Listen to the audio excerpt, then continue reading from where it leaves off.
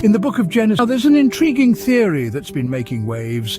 It suggests that the Garden of Eden isn't where most of us have been led to believe. Not tucked away somewhere in the Middle East, but rather in the verdant highlands of a country with a rich historical tapestry. Ethiopia. Yes, you heard that right. Ethiopia, a land that pulses with ancient traditions and a vibrant culture, is believed by some to hold the key to unlocking the enigma of Eden's location.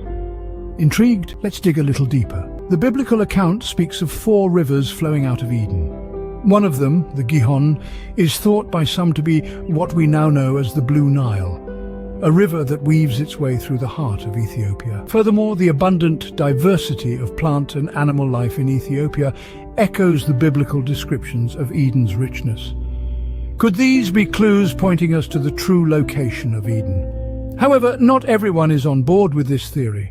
There are those who argue that the biblical references align more closely with the location near Mesopotamia, the birthplace of civilization nestled between the Tigris and Euphrates rivers.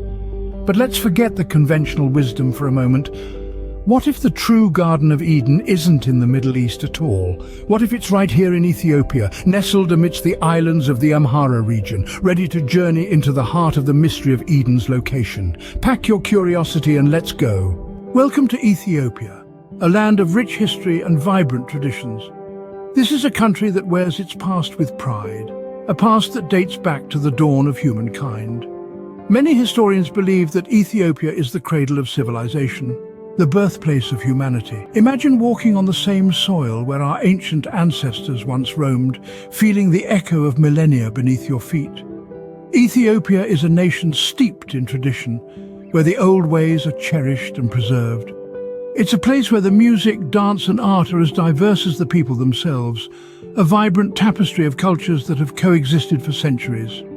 This is a country where you can hear the ancient call of the Masinko, a one-stringed Ethiopian fiddle, echoing through the highlands, or witness the mesmerizing dance of the Oromo people, a celebration of life and community. But Ethiopia's diversity extends beyond its people. Here the landscape itself is a testament to the country's rich tapestry of life. From the rugged peaks of the Simien Mountains to the vast plains of the Great Rift Valley, Ethiopia's natural beauty is as diverse as it is breathtaking. And let's not forget about the Blue Nile, one of the major tributaries of the Nile River, which begins its journey here in Ethiopia.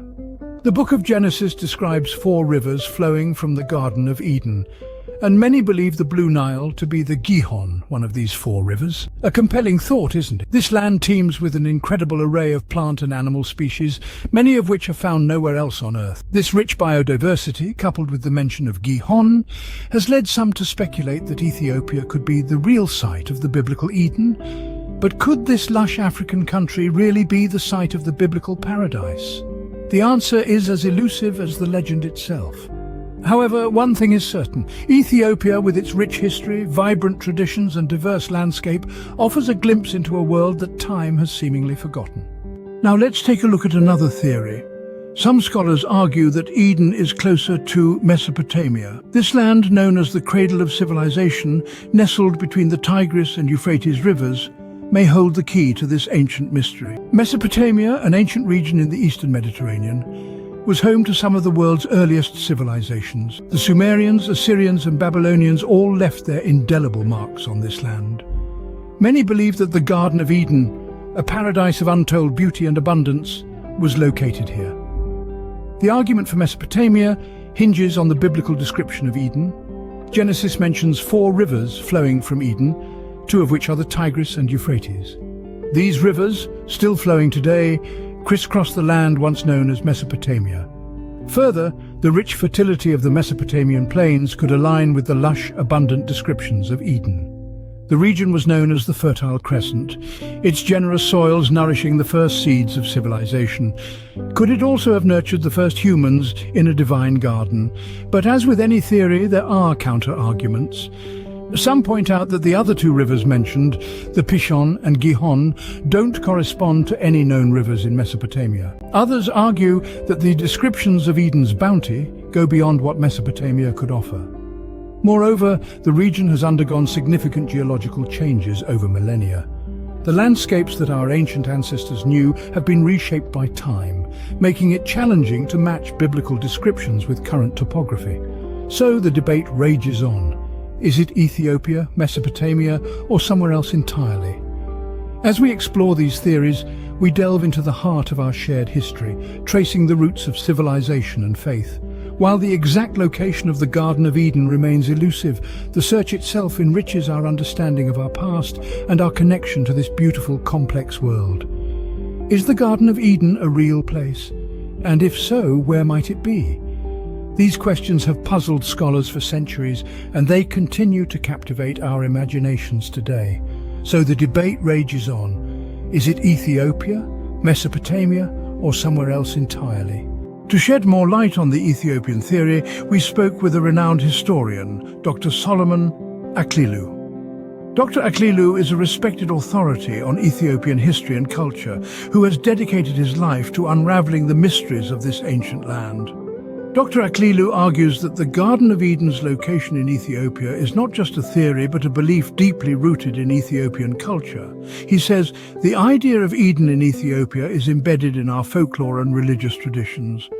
Our rich biodiversity, the Blue Nile's life-giving waters and the ancient, unspoiled beauty of our highlands all echo the biblical descriptions of Eden's abundance. He further adds, Ethiopia's history is intertwined with biblical narratives. It's mentioned in the Bible numerous times, and according to Ethiopian Orthodox Christian belief, the Ark of the Covenant resides in our country.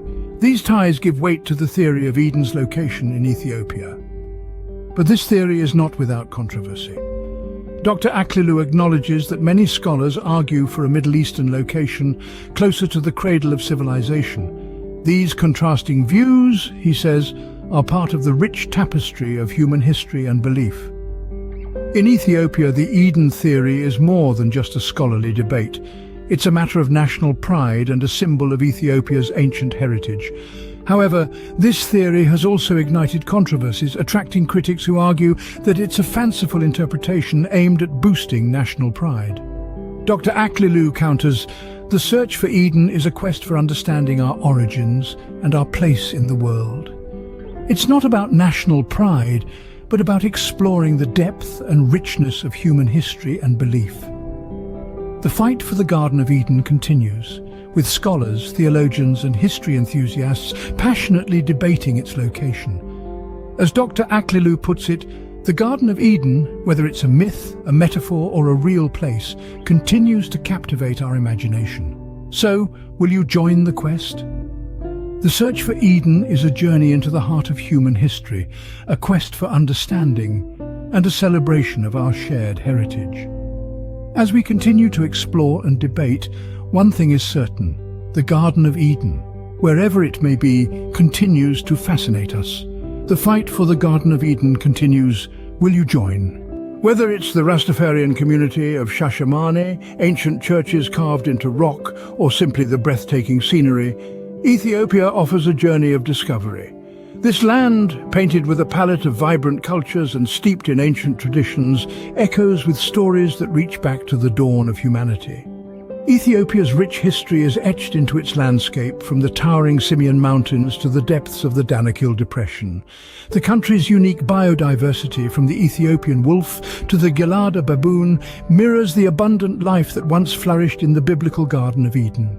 The Rastafarian community of Shashamane, a vibrant tapestry of faith and tradition, exemplifies Ethiopia's rich cultural mosaic. This spiritual haven, established in the 1960s, stands as a testament to the enduring power of faith and the human spirit's desire for a paradise on earth. Step further back in time, to an era when the faithful moved mountains,